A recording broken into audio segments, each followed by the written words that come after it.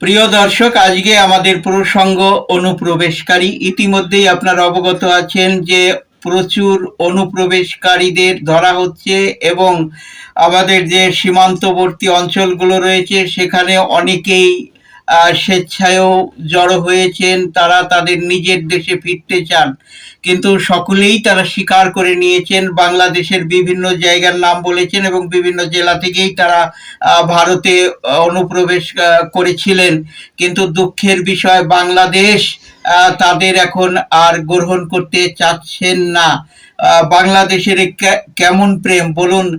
যদি পাকিস্তানের কোনো মুসলমানের কিছু হয়, বাংলাদেশের মুসলমানের বুক ফাটে। ইরানে যুদ্ধ হচ্ছে, বাংলাদেশের বুক ফাটে। তাহলে এটা তাদের আপন জন, আপন ভাইয়েরা, আপন স্বজনেরা আজ কিন্তু বর্ডারে জড়ো হয়েছেন।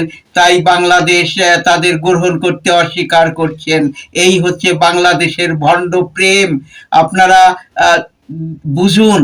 তাহলে এদের কে গ্রহণ করবে? এদের আপনাদের দেশের মানুষ আপনাদের দেশেই যেতে চাচ্ছে, তাও কিন্তু তারা গ্রহণ করতে অস্বীকার করছেন।